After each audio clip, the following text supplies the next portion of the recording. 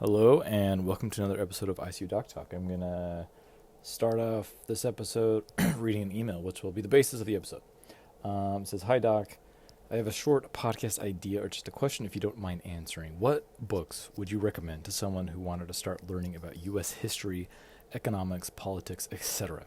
I know your area of expertise is medicine, but I value your perspective about the subject too. So if you had to start over, what books would you start with? For context, I just want to feel more knowledgeable heading into this election, the American election, I'm assuming, and don't know where to start. I know you've recommended many books, but I thought the framing of this question might make for a good discussion. Hope my question makes sense. That's from Jacob Lasting with Health. Jacob, it's an awesome question. We're going to do a whole episode about it. I'm sorry if you came to this episode for medicine. I won't be doing any of that today. I'm going to be talking about where to start from scratch if you want to be informed about the American political, economic, socioeconomic landscape and how that should inform your voting. Let's do it. All right, so this is a very big topic, and I think I could talk about it for a long time. I will try to keep the discussion limited, and I will try not to overwhelm you with books, okay, because I have a lot of books to talk about, but I want this to be a realistic list for people if they're interested in learning more about the United States beyond, if you're from the United States, beyond what you learned in maybe public education, right? Because I don't know about you, but my formal education absolutely failed me about how the U.S. actually operates and what even the U.S. actually is beyond myth, right? Beyond the myth and the nationalism, what is the U.S.? What is its role? So everything I'm about to say, take it with a grain of salt. This is one person's opinion. I'm not an expert on any of this. I'm just read a lot of this stuff, and I'm very interested in geopolitics, and I read because I like to understand. So am I right? Are my opinions correct? Of course, they cannot be correct. Can anyone be fully informed about what's going on? Absolutely not, right? We're intentionally kept in the dark. I think power is both covert and overt with how it operates. And I think true power is likely, right, operates covertly in ways that we don't understand. So you cannot be truly informed. In my opinion, may mean nothing. So, take what you like of it. And then another thing, the pressing question is, does voting matter? Right? People talk about that all the time. Now, I don't have an answer for that, but I do believe it depends on your philosophy about life. If you're a natural cynic, you probably don't think voting matters, right? Your one vote, any one person's vote, of course, does not matter, right? If you're thinking to yourself, if I voted today, does it make a difference? No, right? One person's vote does not matter. But of course, everybody's collective votes do matter in the sense that they determine a person that is elected to office. Now, the bigger question is, does that matter? Does that make a difference? Who's elected to office? Does that matter? That's a big question to ask, and I think I want to get into that a little bit. Does that matter? Who's actually elected? Short answer is I do think it does, but probably not as much as we think it does. Not as much as we're told to believe or led to believe by political parties in the United States. So I think just to give a little organization to what I'm about to talk about, I want to talk about the structure and significance of the United States. What is its structure? What is its significance in the world? I want to talk about the modern role of the U.S. and its geopolitical role. And then I want to give historical context. By understanding the history, it helps contextualize what's going on today. I want to talk about the difference between the two major political parties in the United States, if there is a difference. I do think there is. I want to talk about the economics, the macroeconomics of the United States and the geopolitical economics. And then I want to talk about a little bit about the myth of America. Maybe I'll start with that. And this discussion will include books that I'm drawing my opinions from, and I'll be brief with the books. Okay, I don't want to overwhelm you with a huge long list of books because I don't think that's very helpful. I'm going to be selective with the books that I'm going to discuss that are going to support what I believe. Right. So what I was saying is, does voting matter? It depends on your philosophy about life. If you're a bit of an optimist, so I believe voting matters, but it's a belief. I don't know if I have evidence that voting matters, but it's my belief. and because I choose to believe that it matters. So and so I will continue to believe that. But if someone wants to believe that it doesn't matter, I can't argue with them because I do think it's based on belief. Okay. So first, let's talk about the myth of America. And when I mean myth, I mean the lore, the narrative, the story that bind together in our collective minds and individual minds what this country is, right? And it's based on myth. It's based on, and I don't mean that derogatorily, right? Life, society is just it's just a bunch of advanced primates, right? We're all a bunch of advanced primates bound together with the connective tissue of lore and myth and narrative that keeps the streets, running and lights on, right? Like it's reality exists in our brains and we're bound together by myth. And I mean that it's not derogatory. So everybody has this idea of what America is, etc. So in my opinion, America has always been a crazy place. It's insane. This country is insane. It's never been, there's never been a rational, egalitarian, modern, real society that we have. We are bound together with a lot of myth, and this country was born into craziness. It's continued into craziness throughout its entire history into right now, today. It's an extremely polarized, crazy, fractious place that is very, very far from, and always has been, from its ideals that it believes of itself, right?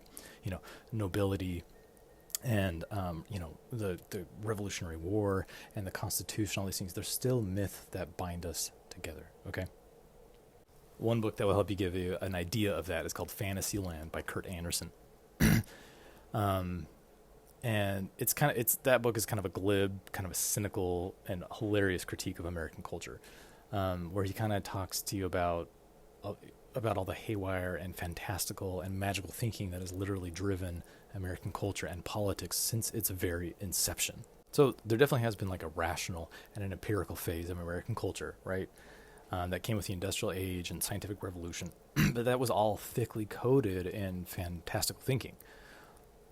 Back in the frontier day, there was this mass yearning and this frontier fantasy of making your own land and doing all that. And that was all basically, taking that veneer coating, that was all just a white supremacy, imperialistic, and divinely sanctioned basic genocide wrapped up in a neat package for Americans to consume and emulate during the frontier age, during the Homestead Act and all that stuff.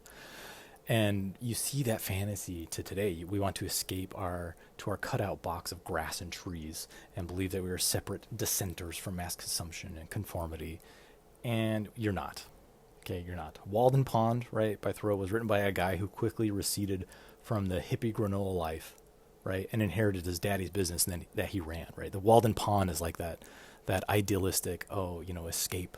But even Henry David Thoreau himself inherited his dad's business and he ran it after that, right? It's all myth. It's all fantasy. Every single one of us is guilty of it. And one of the greatest myths that binds American people together is the myth of meritocracy, right? That the rags from riches tale that America tells, right? That you succeed based on your merit. Okay. If we all subscribe to meritocracy, right, then we immediately valorize income and profession. What I mean is, if we all believe in a meritocracy, we immediately believe that someone who has money and is wealthy, that they deserve every bit of that, and that they have more merit than others, right? So right away, that myth, under just tiny scrutiny, is false.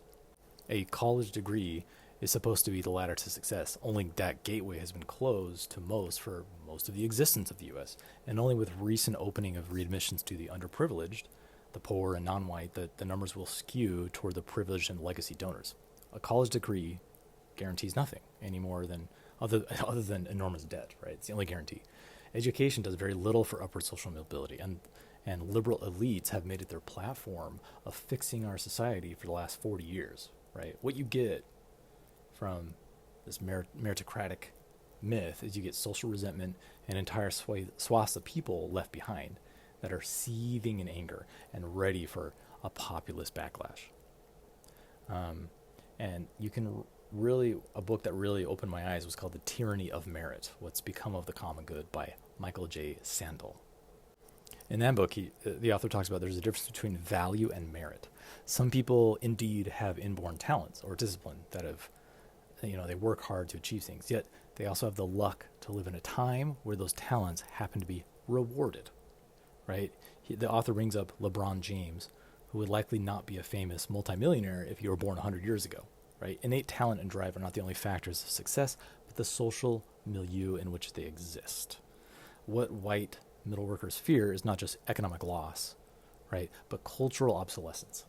The dignity of work has been eroded and placed in the hands of the professional elite and the finance district, which I'm going to get into more. Globalization and financialization have rendered the, quote, job creators as the ultimate takers, cashing in with stock buybacks and dividends. But I'm getting a little ahead of myself. I'm going to get to more economic stuff in a bit. So talking about the myth of America, let's move past that. Let's talk about the structure and the significance of the U.S. in the global stage. Okay, and what is key, what is really, really, really important to understand is the Bretton Woods economic arrangement. This is really, I found, very, very a key thing to understand. So I know I'm not the first to make the observation, but the United States benefited tremendously from World War II, right? The United States, because of its geographical, it has the United States terrain and where it is located in the world. It is an incredible territory for a government to control.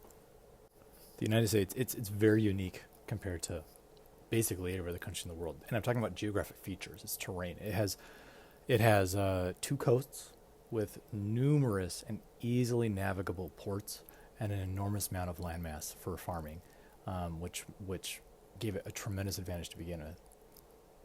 And then you combine that with easily navigable rivers as well to transport goods, etc. That alone set up the U.S. just its terrain and its geography set it up for success even before World War II came along. And then when World War II happened, we all know that the U.S. its production was insane, right? It helped supply things to the Allies fighting Nazi Germany, and it got all of the gold. It sold everything, and it became an enormous reservoir for the world's gold. And then the United States came in militarily in the end, and they helped finish the war. And what was left in the wake in Europe was a complete economic devastation with Russia and France and the British Empire, right? So the United States was uniquely poised to take control at the beginning of World War II and then certainly after World War II because it had all the money.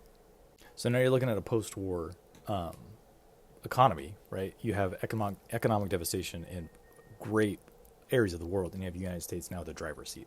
And that's what the Bretton Woods Conference was. This conference happened in 1944. It was a bunch of delegates from a bunch of nations all over the world.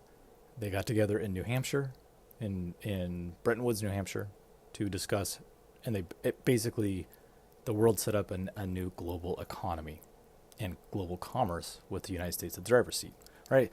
Unprecedented in human history, right? This was like Woodrow Wilson's dream of having a League of Nations kind of thing.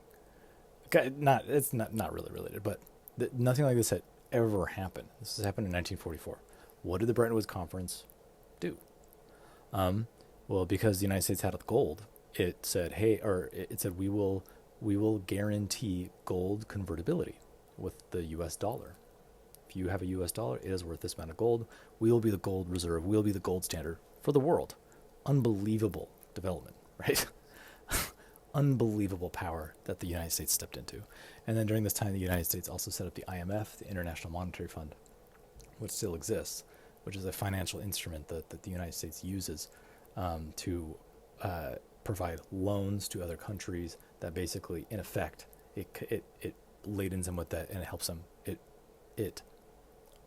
They basically can control other countries. And I'm going to get to that in a minute, using the IMF as a financial instrument. But the Bretton Woods Conference mapped out a global plan where the U.S. would export their extremely dynamic and robust manufacturing products to Western Europe and Japan, while the U.S. maintained a huge surplus, right? Is the U.S. a surplus economy now? No, no. We're an enormous trade deficit. Enormous, right? We don't make anything anymore. We used to, right? That's one of those political rhetoric gripes. We used to produce. America used to be a production. Well, we don't do that anymore. We're post-industrial. The United States is entering a post-industrial phase, and there's reasons we can get away with that, right? There's reasons we can get away with having this sort of economy. But during this time, we had a very dynamic. We produced things, and we had a surplus, right?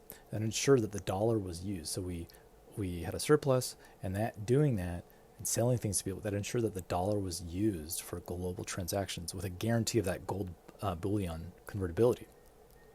But then you got the LBJ and Nixon that came in the 1960s, right, and 1970s, and the U.S. now during that time when you depend on gold standard, you can't be in a deficit. That's a problem, and that problem started to happen with the Great Society. Military spending and the Vietnam spending for the United States. It lost its surplus from that massive spending, especially during its global fight against communism. And so the great irony, what did Nixon do at this time?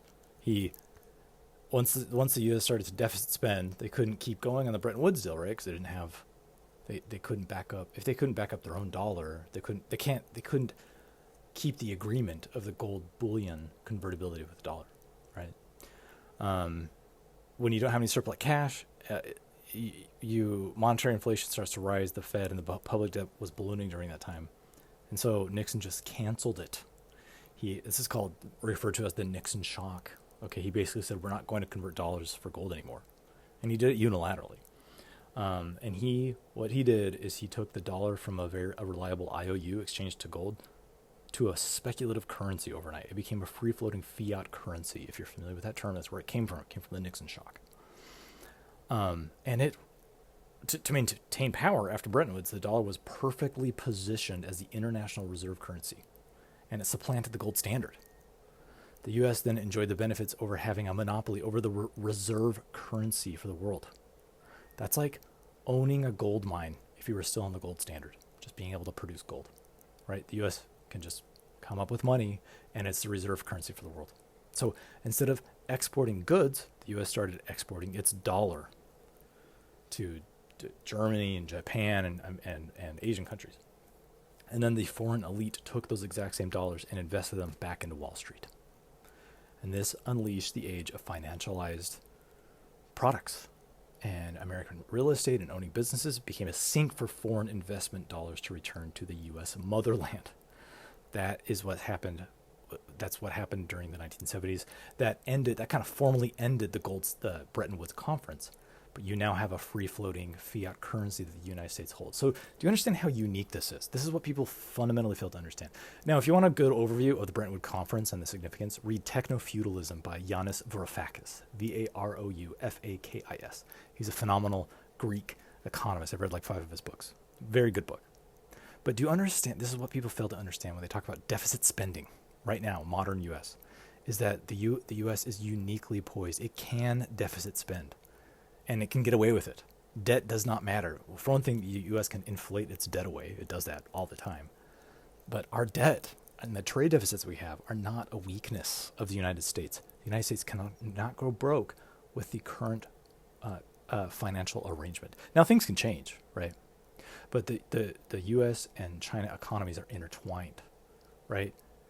So yeah, China owns a bunch of treasury bonds from the U.S. Oh yeah, it can call those in at any time, but it will never do that because its economy relies on exporting, and basically floated on credit. Very, very significant points. That's why deficit. This rhetoric, the deficit, is nonsense.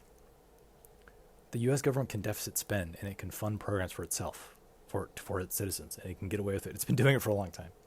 So this is such a vital concept to understand. So when a politician, that's why this has to, so I'm mentioning this because it has so much to do with voting and political rhetoric. You know, you're a politician, and this Democrats and Republicans do talk. The rhetoric is the same on both sides. They say, they vilify the deficit spending, right? Oh, you cannot deficit spend. Oh, it doesn't. The U.S. government does not need to be run by a household budget. Okay, the underpinnings of the U.S. economy are its free-floating fiat currency that is based on the dollar, which is also buttressed by the world's most sophisticated and advanced military industrial complex. That's the other side of its economic power, right? And that's how the U.S. maintains its economic hegemony. It ensures global commerce with its very good navy in deep water areas around the world. It ensures that commerce, and that's what globalization is, right? The NAFTA agreement, this unleashed globalization. But there's a lot of resentment about globalization because what did it do? So all this stuff, right? The U.S. economy, we used to be producers. We used to produce surplus, and now we're a sink. We're a surplus sink for other countries. What did that do to American workers? Right? It destroyed tons of jobs and tons of people's livelihood over the last couple of decades. So that resentment, that working class resentment, is very, very true. NAFTA was bad because all it does is outsource jobs. It concentrated multinational profits. It outsourced jobs and paid workers less outside the United States, and those jobs were taken away from U.S. workers. So that kind of hollowing out of the middle of the working class, right? Now that real Americans are feeling, now a populist politician can come along and strum on those heartstrings, right? And easily stoke that resentment so easily. And that's why you get a ton of people that fall for scapegoat, racial scapegoating and immigrant scapegoating, because or in social program scapegoating, right? You have politicians that take all that resentment, they weaponize it, and they say, hey, we're in a deficit, we're deficit spending, and your jobs are being stolen by globalization, and it's because we're spending too much money on illegal immigrants or whatever immigrants or welfare queens, right? Which is a racial dog whistle, right? That's how people are captured right there. So who is responsible? What political party is responsible for this economic arrangement, right? It's a trick question. They both are. It doesn't matter, and I'm going to get more to political parties later, but up until recently, in my opinion, President Obama, it didn't matter, and even right now, right? It doesn't always matter who is in what political party is at the wheel. This economic arrangement happened regardless of who was there, whether it was Democratic controlled or Republican controlled Congress. For one thing, it wasn't even until President Nixon that the two parties really even started to be all that different, right? You had this era of FDR and Truman and Eisenhower and LBJ. The political parties were very, very similar in terms of policy and rhetoric and things like that. They weren't so polarized. Nixon and the Barry Goldwater and the right wing kind of political insurgency that happened in the late 60s, 70s, that really started to polarize the political landscape. But my point is, even after that, it doesn't matter if you had Ronald Reagan or Bill Clinton or George Bush or Obama or Jimmy Carter. You have the same global economic plan, which was globalization, which benefited American multinational corporations. And that's why the next topic I'm gonna talk about the IMF briefly. Okay. Well, first I want to talk about more about deficit spending with a book called The Deficit Myth by Stephanie Kelton. And then I'm going to move to another book called The Divide, which is about the IMF. Very important books to read. So briefly, just talk about deficit myth. Now this book has come under a lot of scrutiny, and it's one of these books. It's about modern monetary theory, which if you don't know about it, it's fine. You don't need to worry about it too much. But I do think this book is worth reading by every American. Basically, like I said before, the government the author Stephanie Kelton talks about how the government should not be balanced. It doesn't need to be balanced like a household finance, particularly the American government. Okay. The government is not a currency user, it's a currency generator, like I talked about. The U.S. government cannot run out of money. It's impossible. With MMT, it becomes self-evident that the deficit is a political tool. It's not a financial catastrophe. The deficit myth is based on false rhetoric and dishonest representations by politicians to blame the poor and revoke social programs. One thing is very clear in the book, that the government does not need your taxes to spend. Right? We know that. The deficit has never, ever stopped the government from expanding defense, offering bailouts for tax cuts from the rich. And using the deficit is not wrong to do, but it can be used in the wrong way, as in tax cuts for the mega wealthy. Taxes exist for 4 reasons, according to this author: to minimize inflation. That's debatable, I think. Create demand for the dollar. Encourage or discourage behavior, right? Incentivizing people, and to distribute wealth. That's the reason you tax. The Fed unnecessarily uses unemployment to mitigate inflation, and the author believes that is not needed. The Fed does not borrow any other currency. Rather, it offers the chance for the world to invest in the incredible strength of the U.S. dollar. That's the correct framing. So the deficit also does not cause a crowding out of the market like a lot of people believe. The trade deficit that we have with China and many other countries is not inherently bad as long as the domestic fiscal deficit is larger than the trade deficit. Why is that? Because a large deficit ensures that there is private solvency to continue importing goods, maintaining the trade deficit. The trade war Trump started with China was not only completely pointless, but it just swapped unemployment types. Getting out of NAFTA and the TTP, the Trans-Asian, it was like the NAFTA version, but in Asia, they were probably good ideas. They only took work out of the U.S. and concentrated wealth, like I've talked about. So I do recommend you read that book. Now, I want to just briefly talk about The Divide by Jason Hickel, which is a must-read.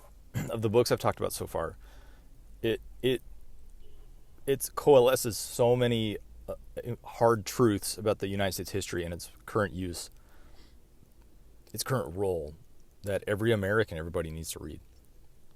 So just to back it up, we know, through Western imperialism, right, in the 1800s, the 1900s, Western countries stole the startup capital and slave labor that created the Great Divide that we see today, right? All of this started with imperialism.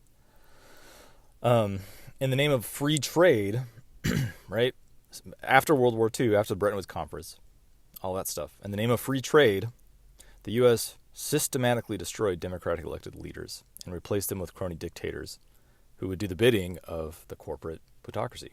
From the banana wars of the Caribbean, Latin America, Indonesia, Iran, Ghana, Congo, Brazil, and the utter destruction of Chile's economy, right, with the coup with Pinochet, America has destroyed nation after nation to protect corporate interests and maintain global dominance. These are hard truths, but they're the fact. The wealth of the West has been subsidized by these countries. The United States, this is the hard truth. It does not spread democracy. If you believe the United States spreads global democracy, you're definitely have been influenced by Western media that wants you to believe that. It's not true. The United States we spread the opposite. And when I say we, it's because I'm American. The United States has systematically destroyed democratically elected countries and their leaders and installs dictators. It's not an exaggeration at all what I'm saying. It's absolutely the truth over and over again. The New Deal era proved that if you invest in the public, people can mobilize out of poverty and jumpstart the economy. The legacy of the American middle class hinges on the success of basically white affirmative action, right? It's only called affirmative action when people try to do it for black people, right? But everything before civil rights movements and also after is basically white affirmative action. Yet when countless impoverished countries try to do the exact same thing that the United States has done for itself, which is essentially planned economy, that's another reframing to think about. People are always like, oh, communist countries have centrally planned economies. So does the United States. It's absolutely a centrally planned economy. So when countless other impoverished countries try to do the exact same things that the U.S. did, the U.S. fearmongers with communist panic and destroys these governments. Right? It's happened over and over and over again. So here's the rules. Here's the rules of the world. Right? If you want to know how the world works, that's what you need to read this book, The Divide by Jason Hickel. Here's the rule. Multinational companies, American multinational companies, the IMF, the World Bank, and World Trade Organizations, they run the world. That right? The IMF and World Bank were formed under the guise of providing funds to poor nations in order to lift them from poverty. The reality is they basically provide subprime loans with interest rates so outrageous that they know they can never be paid back by impoverished countries. The kicker to this is that, as a stipulation of taking loans, poorer nations can't nationalize or subsidize their resources, which the United States does, as this was seen as an unfair advantage when it is the exact same thing that the U.S. does to its own agriculture industry and many other industries, constantly undercutting their traded products on the global market. So the IMF and the World Bank basically drown poor countries in debt that they can never repay, and they take away the avenue that they could otherwise be invested in their own public good. The IMF is a global debt enforcer, right? So why do countries decide to take these loans? I mean, there's many reasons, but it might have something to do with the fact that there's very real threat of covert or military coup of their leadership if they do not. Okay, and that's based on fact. So the reason I mention these books and lay this all out is that you need to understand what America, like, again, what are we talking about? How to vote, how to be an informed voter. So you need to understand what America's role is and what it does in the world right now. Okay. Now, again, I might be saying some hard truths. I do not believe America is a moral nation. It's not a moral nation. And now let me qualify that statement. The United States exists to, just like any other great, world power, it exists to perpetuate its own global hegemonic control over the world. That's what it does. That's how it behaves. So, okay, does voting matter? Voting between two parties. When it comes to foreign policy, both parties are very much going to be doing the same things. And we know that, right? They very much are going to be doing the same things when it comes to global foreign policy, global entanglements. Now, that's not always true, right? I don't want to make like, hey, this is always true. But they very much are going to, the United States, what it does on the global stage is it does things to advance its own self-interest. Always. It does not spread democracy. I cannot be more emphatic on that point. It does not spread, democratic principles and help other countries to have their own democracy. Like, I honestly can't think of really that many examples. Maybe where the United States spread democracy. Maybe South Korea. Maybe that could be. But and then the United States itself, we don't really support our own citizens as well. That's why I also don't think the government and it's moral. It's not necessarily moral, right? And then you look at our sordid history, right? We have a terrible history of how we've treated our own citizens. We have a history of imperialism. We're an imperialist country. People are always like, oh, that was just the British Empire. No, America was an imperialist country. It literally imperialized the continent. And the Philippines and American Samoa and Hawaii and many, many other, like, it's absurd. We're an imperialist country. Like, we have that same history as the UK and the Western Europe imperialist countries. It's the exact same stuff. And then you look at our own history of basically a black Holocaust. Let's just call it what it is, right? Right. So this is my America bashing portion of this episode. You can't help it if you study American history and you try to, the actual history. You can't help but come to these conclusions. If you take an academic, disimpassioned, objective approach, you will come to these conclusions. This is not just me. I don't want to say these things, right? I don't want to have this opinion, but I do because it's based on fact. In this vein, one more book that you should, if you're interested in a book like The Divide, you should also read The Jakarta Method by, Bevins. That book is about how a military-backed coup to destroy the democratically elected socialist movement in Indonesia. And it's like a playbook. That's why it's called The Jakarta Method, how the United States destabilized country after country after country in the same method. It happened. The United States did it all over the world. Now, people, you can make the argument, which is legitimate, like, well, they were fighting communist Russia and they were just the world power. And that's true, right? I don't think communist Russia was awesome either. What it comes down to here's the kind of the kind of sad truth about how the world works, right? The United States is just a world power that happened to win, that came out as a victor after World War II. It wasn't because of its own moral piety or anything. That it happened to win. It had the resources. It had that geopolitical advantage. It happened to be just any other world power that has existed that happened to win and take the advantage right? That's just kind of how the world works. That's how nations and governments work throughout human history. They seek self-interest and they seek to dominate. The United States just has done the same thing throughout all world history. Now it has been a vehicle for some good things, right? The Constitution was great. That format of a government, of a constitutional republic that spread, that's awesome. These are great things. The Bill of Rights is one of the best, most amazing documents ever written to ensure that the rights that offered through the Bill of Rights is one of the most precious things that distinguishes the United States, its origins, from maybe other countries. That spreading that and a constitutional republic to the world is amazing. Right? Those are amazing things as well. Right? The civil rights movements that came in the 1960s was amazing, but the civil rights movement was 100 years after the Civil War. 100 years. That is also shameful. Okay, now let's just switch gears a little bit. I want to talk about a little bit more of American economics and just economics in general. Again, I'm not an expert in economics. I wish I were. I would love to go back and get a degree in economics. I would also love to get an MBA, not because I want to be a business owner, but I want to understand how MBAs think. But anyway, I digress that. So a really good book to start, if you're not really familiar with economics, I've read so many economics books. And again, these are economics books, not textbooks, right? And they're like macroeconomic theory, or concepts, right? So a really great book is The Value of Everything, Making and Taking the Global Economy by Mariano Mazzucato. Really, really good book. And the boiling this book down is value. So economics has changed. She starts with Adam Smith, right, and Ricardo and Karl Marx, and she goes through the history of economics, right? That's why this book is so good. And what she talks about is the value, and this is really important stuff, I think, to understand American politics and economics. The value of something has been redefined from things that produce into things that don't produce, as long as they're private entities. That's a really, really important point. So value used to be, so there's this like labor value theory, right? It's like Marxist theory, like, oh, something should cost what the work somebody put into it, right? Obviously that isn't how it is, right? It's something costs whatever the market dictates. Markets that are controlled and tinkered with and rigged all the time, right? So markets are not free. They never have been. That's nonsense.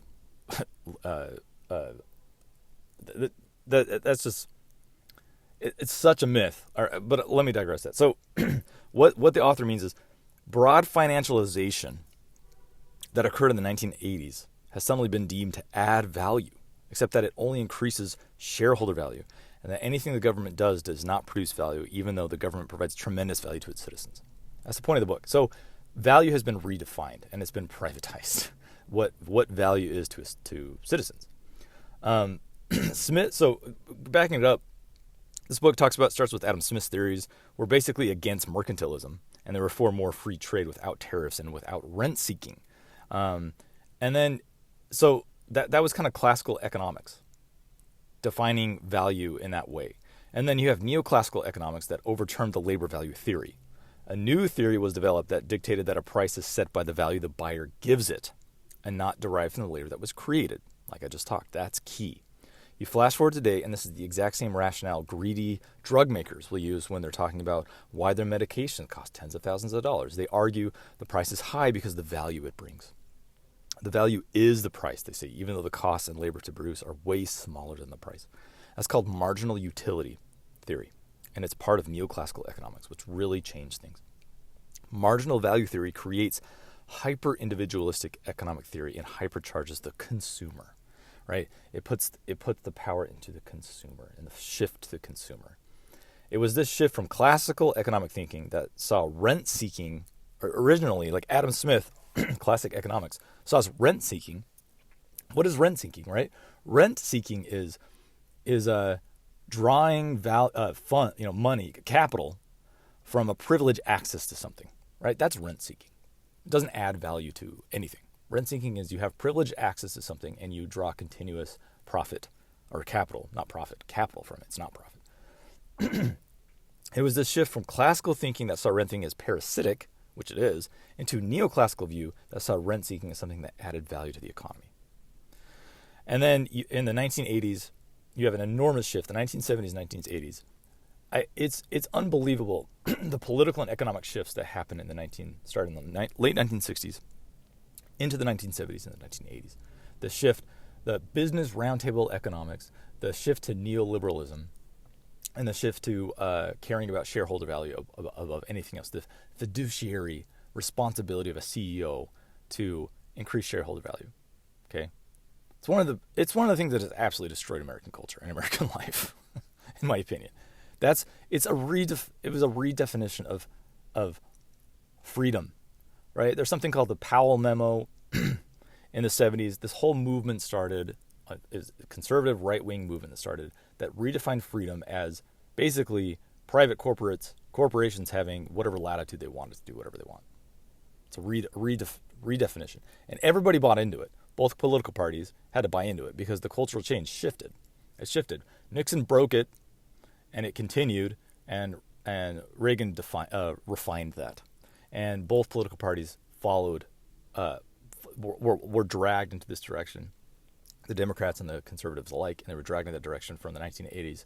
From then on, right, we've been stuck in that to this day, and this redefining. So you have, in the 1980s, you have an enormous shift from leverage buyouts, right, stock buybacks, where if you don't know what a stock buyback is, it's unbelievable that they're legal. They used to be illegal. Stock buybacks used to be illegal. It's where a company will take a bunch extra profit it has, buy its own stock to increase the value of it, to make it more scarce, increase the value so that people can cash out, that, like their shareholders can either cash out or have more stock value.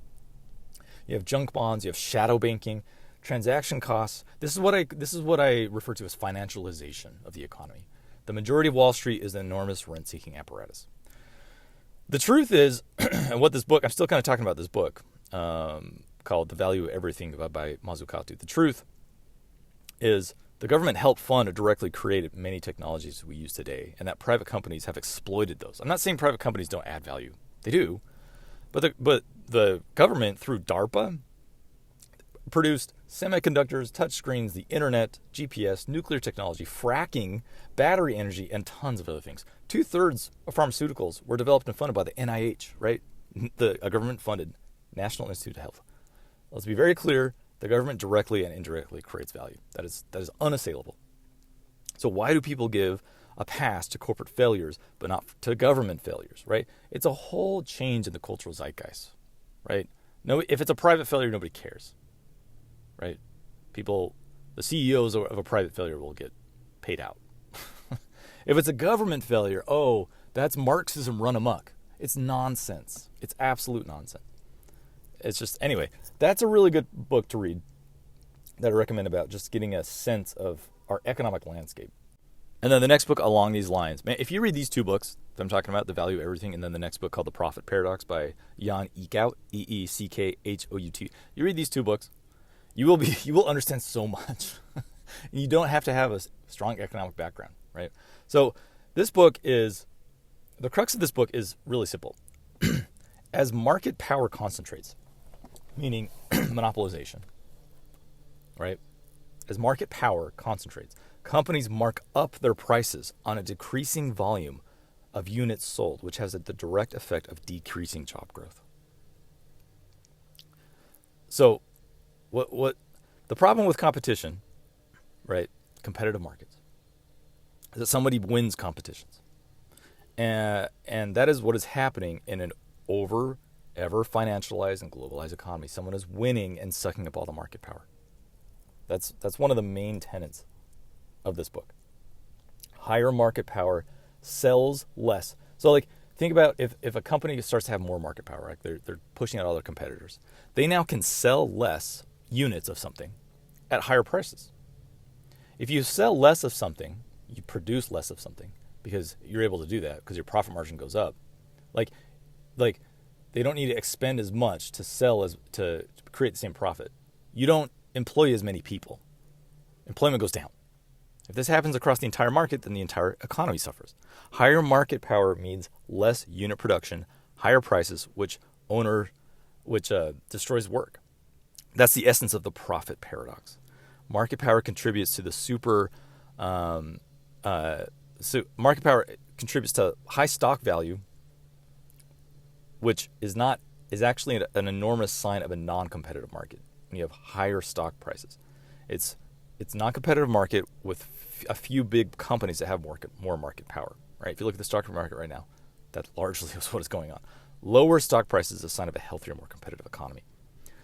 So I really suggest you read that book as well, The Profit Paradox. Now, there's one more book that is probably, I think, one of the most important and influential books I think you should read.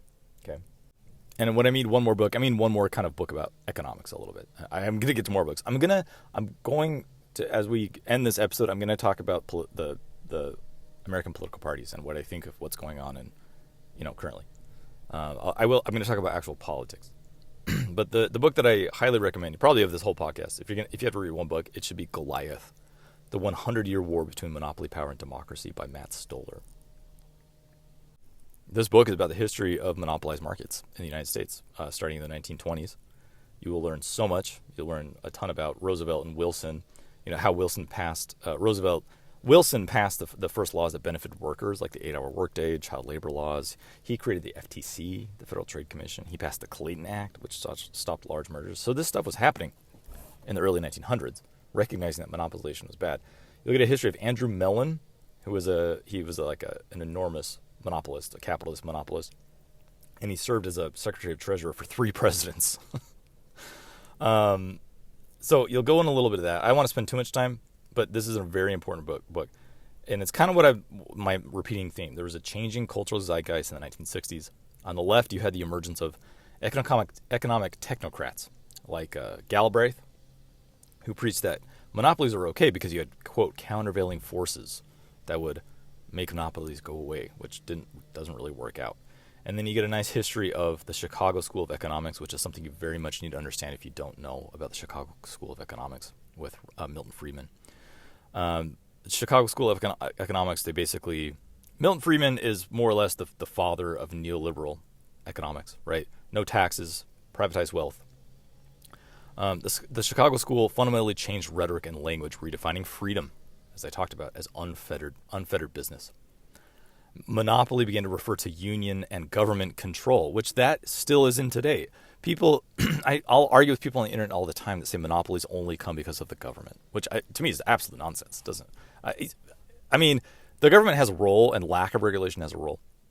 Anyway, a lot of people kind of redefine what monopoly is, which is a union control or government control, and that corporations were a protector of this newly branded freedom. And then you have this fetishizing of meritocracy, which occurred on both the left and the right, which helped to create a victimization of businesses. That is the cultural change, a victimization of businesses. And it's no wonder that Friedman could insinuate that a business unable to discriminate based on race was an infringement of their freedom, right? This is what anarcho-capitalism is. You see these people all the time talking on the internet or whatever, anarcho-capitalists that believe that civil rights act is like tyranny, because you can't force a business should be able to do whatever they want, right? This is like the Ayn Rand acolytes, right? Alan Greenspan, Ayn Rand, anarcho-capitalists, which is it's a fairy tale that these people are telling themselves, in my opinion. So you have this fetishization of meritocracy. And then you have Galbraith and the Chicago School that loathe one another, but the first philosophies were actually kind of in sync. Wealth and power needed to be concentrated into educated technocrats, right? And this book goes over the change that I already talked about going in the 80s. And then it really goes into Bill Clinton, who basically won in a populist movement, but with no mention of antitrust. I've said this before on the podcast. Clinton was a phenomenal Republican, and Republicans, if Republican voters were actually informed and true to their ideology, right, and not just going with the whims of political rhetoric, they would love Bill Clinton. They should love him. They should have loved Hillary Clinton. They should have loved them both, because Clinton was deeply entrenched. He expanded Ronald Reagan's principles. He coddled corporate interests. He attacked banking restrictions. He repealed the Glass-Steagall Act, right, which is something you definitely need to know about. The Glass-Steagall Act was in place before Bill Clinton, and it basically stopped banks from using your deposit money to gamble in a speculative market. And he got rid of that. Can you believe that? What nonsense. It very likely contributed to the 2008 crash. Now, it wasn't just Clinton's fault, but this very likely contributed to it. Hillary sat on the board of Walmart. Clinton appointed pro-monopoly judges Breyer and RBJ. RBJ was pro-monopoly, she was. Both of whom signed a scaly opinion that posited that the possession of monopolization was not illegal, and it produced economic growth. Bush did even less than Clinton about monopoly power, ushering in more powerful monopolies and basically running a war profiteering outfit with fall-on contractors and subcontractors, right, with his war crimes in Iraq. When the Lehman Brothers filed bankruptcy in 2007, it spurred a bank run. There were $5 to $7 trillion in unpaid mortgages flapping in the wind, right? The culture had changed so much that there was no anti-populist outcry from the Democratic Party when Obama bailed out the banks. Obama just continued the same thing. This is because the Democratic Party has become the corporate, technocratic wonk party full of professional elites. Finance has become sacrosanct, right? And the Democratic Party has become the party of Alan Mellon, basically. And the Republican Party is even worse. It's no wonder we have the largest tech companies running every part of our lives. In 2016, Google and Facebook took 60% of all online ad revenue in America. Google has 90% of the search ad market and can track users across 80% of websites. Facebook has 70% of social network trafficking. 2/3 of Americans get their news on social media. It's no wonder we are so freaking divided and we have these little siloed off information bubbles. It's because it's owned by very few people. Amazon is the epitome of monopolization, operating on the very dominant market that it owns. Amazon sells stuff and operates its own businesses on its own market, on a market that it owns, that everybody uses. That's do people not understand? Anyway, America is a news desert, right? The fallout from the tech monopolization is it's just unbelievable. It's unbelievable. So what we learned is that the Obama-era bailouts were an attempt to stop New Deal-type regulations, not to stop a depression. Liberal technocrats have been indoctrinated by liberal corporate thinking, like Galbraith, which was copy and pasted once again from Clinton policy. The Democratic Party ceased to be a party of the people around the 1980s, probably before that, with the election of Ronald Reagan.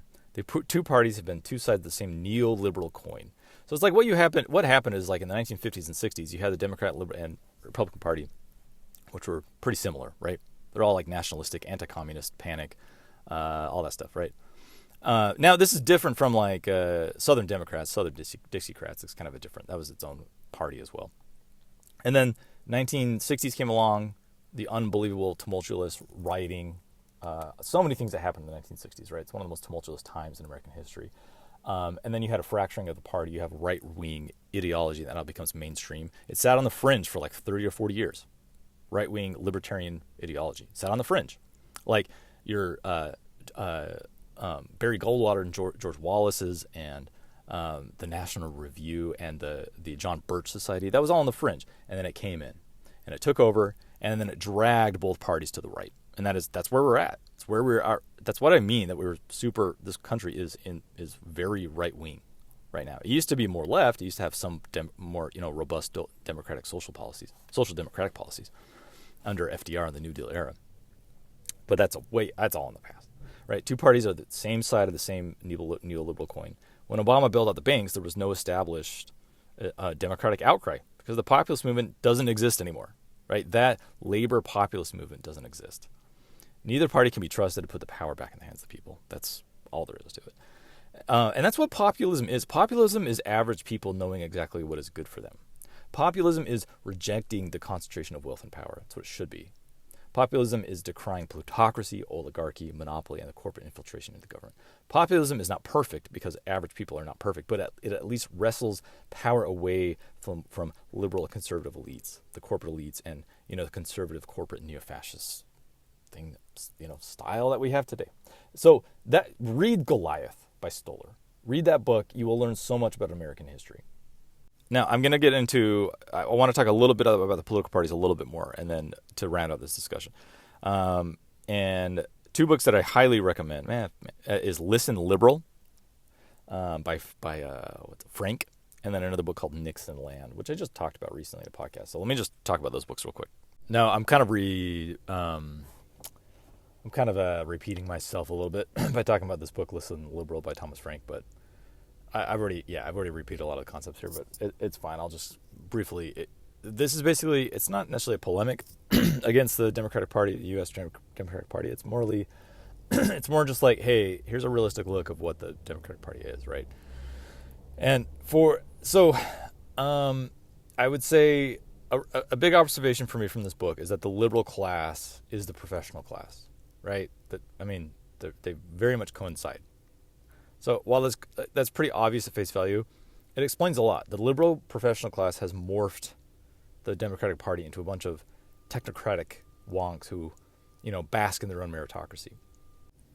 The liberal class believes that education is like a panacea to all social disparities. And then armed with that belief, they apply theory over protest, over activism, constantly seeking to confirm their own ideology. The liberal class is obsessed with pining for a consensus rather than disgust or protest or activism against a non-functional process.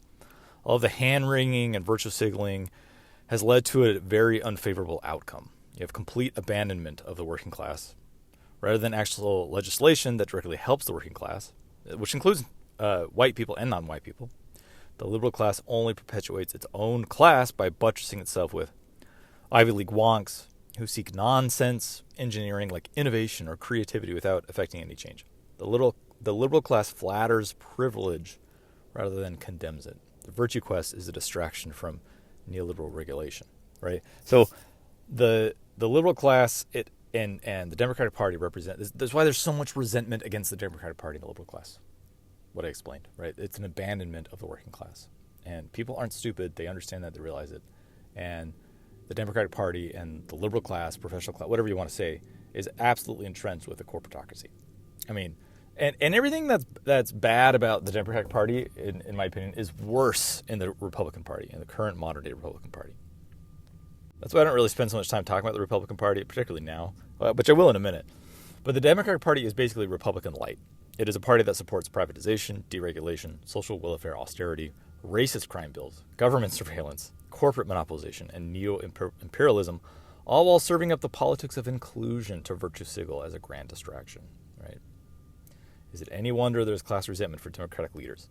Is there any surprise that voters could be manipulated by a Wall Street demagogue claiming to dismantle the disastrous Democratic policies for the last 30 years? The illusion is that we believe there's a difference between the two corporate plutocratic parties. There's not that big of a difference. I think there is now, which I'm going to get to. But if you believe that one party has inherently more virtue than the other, you've probably been manipulated by party propaganda. I think that's a safe assumption.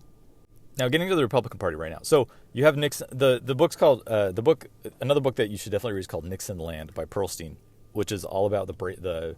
It's a long book, but it's amazing. I mean, if you don't know a lot about the politics and the culture wars of the 1960s and how Nixon came in and harnessed that, you should read it. It's really, really good. So I've already mentioned it, but the parties were not very different, right? The Republican, for one thing, as you should know, many people like to mislead people about what the parties represent, right?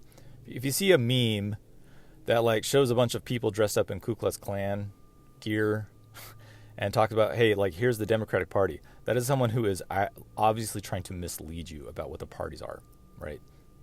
If you believe that conservatism and progressivism have always been the same, like conservatism has always been the Republican Party and progressivism has always been the Democratic Party, then you have been fooled by a politician or a political think tank, because they have changed, right? The Republican Party used to be progressive with Abraham Lincoln, and then for a long time the parties were not that similar. I would say, in my opinion, after FDR through Nixon, before Nixon, the parties were very similar. They were very similar. There was a lot of I think consolidation and of political parties because of anti-communism. They consolidated around that with anyway. But the Republican Party, the fracturing occurred in the 1960s, where you had right-wing libertarian ideology that came in and broke the parties apart and dragged everything to the right. I know I've already discussed that. But now we have things are so much worse now. So I think a lot of people are asking the question, a lot of Americans and a lot of the world is asking themselves this question, is this what's going on right now in American politics? Is this new? Has it always been like this? What's going on? Now, as I said before, America has always been insane. It's a crazy, crazy place full of crazy culture and a lot of delusion and a lot of fantasy. Okay. So it's never been a normal place. No place is normal. Every place is weird, basically. Okay. But there's nothing like when Donald Trump was elected in 2016, it kind of shattered, a bunch of liberals. It was shocking to the liberals, right? It's because they were totally out of touch with what this country is. Now that's old news, right? I don't need to go. It's 2024. This is old news. But the Republican Party is now something different. So my mother, who I love, she's in her 80s, and I talk to her with her about politics every now and then. Now getting a little personal life, I was born in a conservative culture. And I've been Republican and a Republican voter in the past. I'm obviously not, now anymore. But my mother, who I love, her media is conservative, right-wing media. That's what she consumes. And I grew up with that as well. I thought that was the news. I thought, conservative media, Rush Limbaugh on Fox News and stuff. I thought that was the news. I didn't really think about it very much. When you go to college and you start thinking about things a little bit more, then you start realizing that things aren't quite so simple. But here's why I bring up my lovely mother, who I love dearly, and I'm not being derogatory.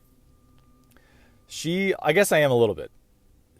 I'm not derogatory, but she does not understand the fundamental shifts that have occurred in the Republican Party over the last 10 years. She fundamentally does not understand it, as many Republican voters do not understand, in my opinion. They don't understand the tectonic forces that have changed, that have absolutely changed the party.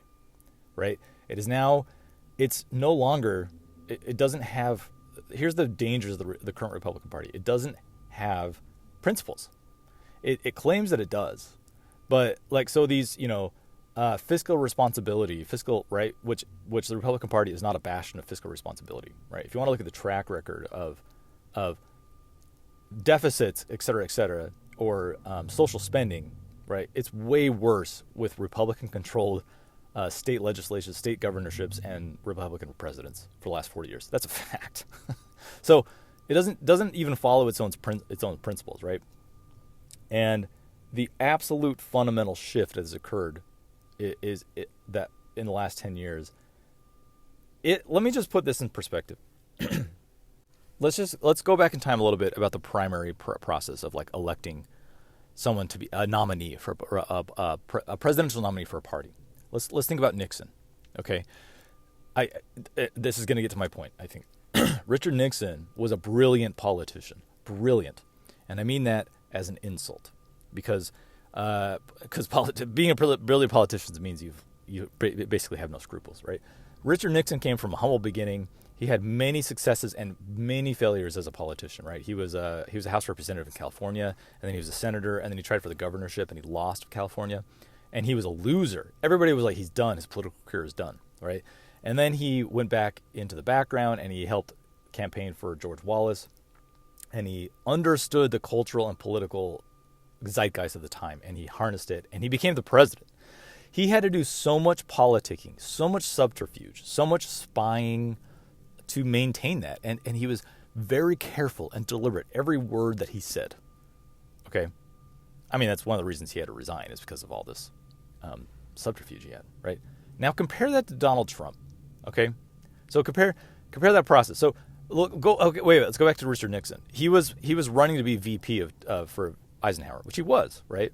But there was some sort of scandal with how he used campaign money. So he got on TV. It's the famous Checkers speech. He got on TV with his dog Checkers, and he was like, "Look, Americans, I'm great, blah blah blah." And he had to get on TV and put on an act and performative to convince American voters. That was just to become the VP, right? And then he did more of that stuff over the years. Compare that to Donald Trump, right? Currently, right now. Okay, so that was the Republican Party then. This is in the 60s. Now compare that to the Republican nominee right now, okay?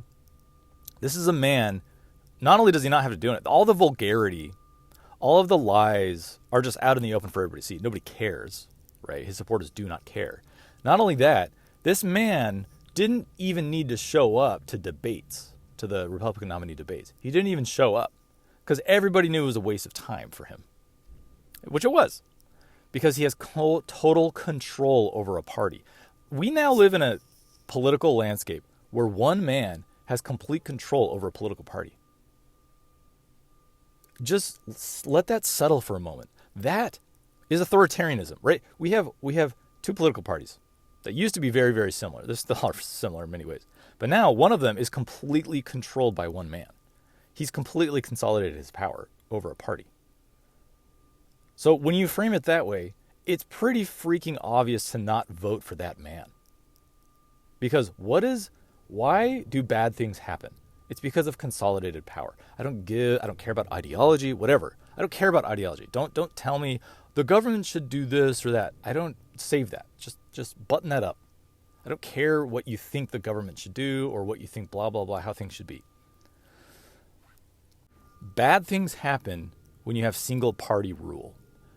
That if you really want to boil it down to things, bad things happen throughout history when you have one person or one party controlling everything. You go look at all the bad things that happen in history. They happen under an unopposed political regime. All right? And that's what the Republican Party has now turned into. That's why it's neo-fascist. It's not an exaggeration to call the Republican Party a neo-fascist party, meaning new fascism. They clearly use the politics of fascism. That's all there is to it. So there's all the flaws of the Democratic Party, which I've already discussed. I'm not a fan of the Democratic Party. Well, who would be?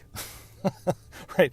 They're deeply entrenched with corporate interests. They don't really care about American people as little. But the alternative is voting for an authoritarian political party.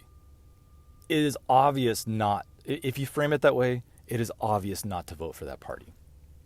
The Republican Party, not only is it neo-fascist, but it embodies hate. The reason people want to vote for Donald Trump or the Republican Party, and if you want to boil it down, it's because he embodies their hate. He embodies who they hate. They want him to punish who they hate. Am I wrong? He embodies their hate. The Republican Party is now a rainbow coalition of discontent. It's a bunch of people that are just pissed off. And he has very successfully harnessed that through extreme ignorance. And they want him to punish people that they hate. And that people they hate is a lot of different people, right?